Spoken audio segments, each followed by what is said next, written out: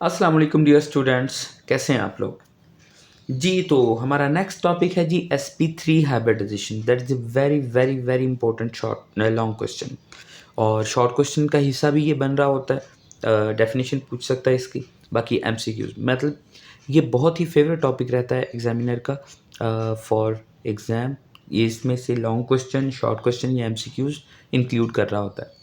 जी start करते हैं। सबसे पहले तो डेफिनेशन एज यूजुअल हम पढ़ते आ रहे हैं, sp की, sp2 की, sp3 की। अब a process in which 1s and 3p atomic orbitals, उसमें sp2 में 1s और 2p थे, sp में 1s और 1p था। Atomic orbitals of slightly different energies and shapes are in mix to form 4sp3 hybrid orbitals. उसमें 3 थे sp2 में, और sp में 2 थे। जितने बेटा इंटरमिक्स होंगे उतने ही बनेंगे। 1s और 3p टोटल कितने, 4 इंटरमिक्स हुए और 4 ही sp3 के बने। 1s एंड 2p sp2 के अंदर 3 इंटरमिक्स हुए थे और 3 ही बने थे। इधर 4 इंटरमिक्स हुए तो 4 ही बने। Orbitals having same shape and energies, जो हाइब्रिड ऑर्बिटल बनते हैं उनकी सेम शेप और सेम एनर्जीज होती हैं। एग्जाम्पल एग्जाम्पल इसकी मीथेन, इथेन। इथेन के अंदर एक कार्बन की कह रहा है, ये नहीं कि दोनों मिक्स। ओवरऑल इसकी भी sp3 होती है, इसकी भी sp3 होती है। अमोनिया में सेंट्रल एटम नाइट्रोजन है, अमोनिया, ये भी sp3 हाइब्रिडाइजेशन होती है। वाटर H2O, ये भी होती है। अब इस लेक्चर के एंड पर ना मैं आपको बताऊंगा कि ये अमोनिया और वाटर, इनमें क्यों ओवरलैपिंग होती है। मीथेन एग्जाम्पल, मीथेन हमने डिस्कस करनी है, जो कि बुक में हमारे पास डिस्कस की गई है। Methane, in methane central atom is carbon. Central atom क्या होता है जी, कार्बन होता है। इलेक्ट्रॉनिक कॉन्फ़िगरेशन, अब मीथेन के अंदर जो सेंट्रल एटम कार्बन है, इसकी इलेक्ट्रॉनिक कॉन्फ़िगरेशन हमने पढ़नी है। इलेक्ट्रॉनिक कॉन्फ़िगरेशन, सी कार्बन का एटॉमिक नंबर 6, 1s2, 2s2 और 2p2, यानी 6 इलेक्ट्रॉन होते हैं। 2p के अंदर 2 इलेक्ट्रॉन होते हैं। अब ये बात बहुत इंपॉर्टेंट बेटा समझने वाली है। In ground state carbon is divalent. Divalent का मतलब होता है जिसकी वैलेंसी 2 हो, because it has 2 unpaired electron. इसके पास कितने अनपेयर्ड इलेक्ट्रॉन होते हैं, 2। किस स्टेट के अंदर, ग्राउंड स्टेट के अंदर। But after excitation it becomes tetravalent. Excitation के बाद ये क्या बन जाता है, टेट्रावैलेंट, यानी कि 4 बॉन्ड बनाने लगता है और इसकी वैलेंसी 4 हो जाती है। 4 अनपेयर्ड इलेक्ट्रॉन, 4 अनपेयर्ड इलेक्ट्रॉन हो जाते हैं। अब इसकी ग्राउंड स्टेट देखें हम, तो ग्राउंड स्टेट में 1s के अंदर 2, 2s के अंदर 2 और 2px के अंदर एक आ गया, एक 2py के अंदर 2pg खाली है। तो ये हमारे पास इसकी ग्राउंड स्टेट है। और ग्राउंड स्टेट में कितने अनपेयर्ड, 2, इसलिए इसको डाइवैलेंट बोलते हैं। एक्साइटेड स्टेट, एक्साइटेड स्टेट में 1s, 2s में से एक्साइटेशन होती है और ये चला जाता है 2pg के अंदर। अब देखें तो 2px, 2py और 2pg, ये इधर भी अनपेड बच गया, इधर भी अनपेड बच गया, इधर से एक्साइटेशन हुई है ना, तो टोटल कितने हो गए, 4 अनपेड इलेक्ट्रॉन्स। और ये टेट्रावैलेंट की निशानी है कि 4 बॉन्ड बना सकता है। और कार्बन नॉर्मली 4 बॉन्ड ही बनाता है। इस वजह से हमने ये सोचा कि एक्साइटेशन हुई होगी और ये हाइब्रिड स्टेट बन गई होगी। अदरवाइज ग्राउंड स्टेट में इसके पास ओनली 2 अनपेयर्ड इलेक्ट्रॉन मौजूद हैं और कार्बन कभी भी 2 बॉन्ड नहीं बनाता, ये 4 बॉन्ड ही बनाता है, एज यू नो जी। तो इसकी इलेक्ट्रॉनिक कॉन्फ़िगरेशन हुई हमारे पास। उसके बाद फॉर्मेशन ऑफ हाइब्रिड ऑर्बिटल। अब हमने फॉर्मेशन इसकी देखनी है, जैसे कि हम देखते आ रहे हैं फॉर्मेशन ऑफ हाइब्रिड ऑर्बिटल। अब इसमें क्या है जी, ये 2s, ये 2px, 2py और 2pg, ये हाइब्रिडाइजेशन के अंदर इन्वॉल्व होंगे, बाकी नहीं होंगे। अब ये हाइब्रिड स्टेट में ये बेटा बात याद रखिएगा, excited state 2s, 2px, 2py और 2pg। हाइब्रिड स्टेट में इसके नाम लाजमी चेंज करने। इसका नाम क्या बन जाएगा, sp3। इसका नाम क्या बन जाएगा, sp3। इसका नाम भी क्या बन जाएगा, sp3। और इसका नाम भी क्या बन जाएगा, sp3। तो ये 4 sp3, ये बेटा करेक्शन करनी है आपने। इधर भी sp3, sp3, sp3 और sp3, 4 sp3 हाइब्रिड ऑर्बिटल बनते हैं।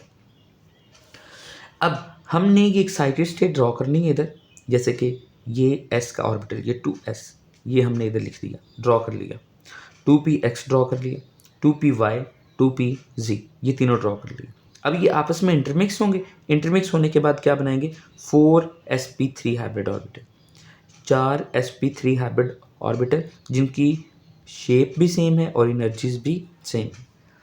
4sp3 hybrid orbital arranged around central atom carbon. अब कार्बन एटम के क्योंकि चारों ऑर्बिटल हैं तो ये चारों अपने आप को अरेंज करेंगे इस तरह कि उनके दरमियान रिपल्शन कम से कम हो, इनके दरमियान रिपल्शन कम से कम हो।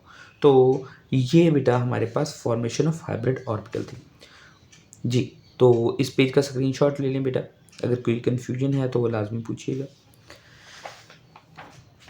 जी। उसके बाद this is central atom carbon containing 4 hybrid orbital. ये कार्बन सेंट्रल एटम जिसके पास 4sp3 हाइब्रिड ऑर्बिटल अपने आप को अरेंज कर लिया। ये अरेंजमेंट बेटा बिल्कुल सेम डिस्टेंस और सेम पॉइंट पर है, same angle same distance. Same distance क्यों रखा जाता है, ताकि रिपल्शन कम से कम हो। और ये जो ज्योमेट्री है ये टेट्राहेड्रल है, जिसमें ये जो 3 है ये फ्रंट वाली साइड पे और ये ना बैक वाली साइड पे। ये जो ऑर्बिटल है ये बैक वाली साइड पे है, तो बैक वाली साइड में 2D डायग्राम में हम शो नहीं कर सकते, इसलिए हम इसको एक साइड पे शो कर देते हैं। बाकी ये कि शेप आपने ऐसे बनानी है जब पेज पर बनानी है। उसके बाद बेटा मीथेन फॉर्मेशन। अब हमने देखा है कि मीथेन कैसे बनता है, ये सेंट्रल एटम तो देख लिया। मीथेन के अंदर सिर्फ मीथेन अकेला नहीं है, कार्बन नहीं अकेला, इसके साथ 4 हाइड्रोजन भी जुड़े हुए हैं। In methane 4 hydrogen atom are arranged bonded and overlap with 4 hybrid orbitals through sigma bond। Methane के अंदर हाइड्रोजन एटम बॉन्ड होते हैं, ओवरलैप होते हैं और 4 सिग्मा बॉन्ड बनाते हैं। Hydrogen has only 1s orbital, क्योंकि आपको पता है हाइड्रोजन की इलेक्ट्रॉनिक कॉन्फ़िगरेशन 1s1 होती है, तो इसके पास सिर्फ एक ही s ऑर्बिटल है विच इज़ अनपेड, एक इलेक्ट्रॉन है इसमें, और ये एक ही इलेक्ट्रॉन लेकर s की फॉर्म में, और s की शेप क्या होती है, स्फेरिकल। अब ये s की शेप स्फेरिकल है तो स्फेरिकल शेप में ही आएगा और गेट इंटरमिक्स्ड, और इंटरमिक्स हो जाएगा, ओवरलैप हो जाएगा किसके साथ, sp3 के साथ। अब कार्बन के 4 sp3 हैं और हर एक कार्बन के sp3 ऑर्बिटल के साथ हाइड्रोजन आएगा और ओवरलैपिंग करेगा और सिग्मा बॉन्ड बना देगा। ये ओवरलैपिंग हुई sigma bond, overlapping sigma bond, overlapping sigma bond. तो इसको अगर वैसे देखें वेस्पर थ्योरी डायग्राम इसकी, तो ये कार्बन के साथ हाइड्रोजन हाइड्रोजन हाइड्रोजन और एक हाइड्रोजन जो मैंने इधर लगाया ये बैक साइड पे है इसकी। तो ये हमारे पास इसका स्ट्रक्चर आ गया। इसके अंदर जो एंगल होता है वो बेटा 109.5 का होता है और जो ज्योमेट्री होती है ये टेट्राहेड्रल होती है। ये इस तरह करके हम बना देते होते हैं tetrahedral. CH4 has tetrahedral geometry, bond angle 109.5, S character क्योंकि एक S और 3p इन्वॉल्व हुए हैं तो 25% S और p character 75%। Number of sigma bond 4 हैं और नंबर ऑफ सिग्मा इलेक्ट्रॉन कितने हो जाएंगे, क्योंकि एक बॉन्ड में 2 इलेक्ट्रॉन्स आते हैं इसलिए 4 बॉन्ड में 8 इलेक्ट्रॉन्स हो जाए। तो नंबर सिग्मा बॉन्ड कितने हैं जी, 8। अच्छा, अब एक ट्रिक बताने जा रहा हूँ आप लोगों को, how to find type of hybridization. Hybridization की टाइप का कैसे आइडिया होगा, तो ये number of sigma bond plus number of lone pair, ये हाइब्रिडाइजेशन के इक्वल। अगर तो नंबर ऑफ सिग्मा बॉन्ड और नंबर ऑफ लॉन पेयर का आंसर 4 आ जाए, अगर ये सम दोनों का 4 हो तो ये sp3 हाइब्रिडाइजेशन होगी।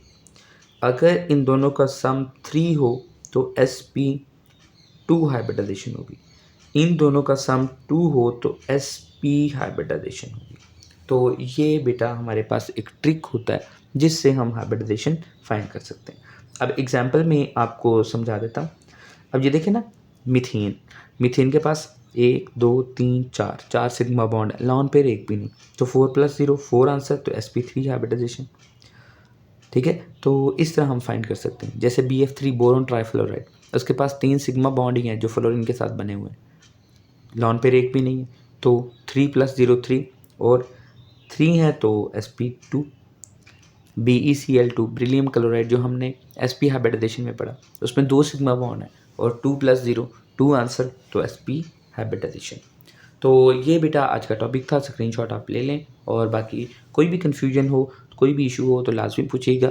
ये इसी फॉर्म में बेटा जिसमें आपको समझाया, इसी में नोट्स अवेलेबल हैं। तो अगर आप परचेज़ करना चाहें तो जो स्क्रीन पर कॉन्टैक्ट नज़र आ रहा है इस पे कॉन्टैक्ट करें और आप ऑर्डर कर सकते हैं, आपको नोट्स मिल जाएँगे। थैंक यू सो मच बेटा, खुदा हाफ़िज़, अपना ख़्याल रखिए।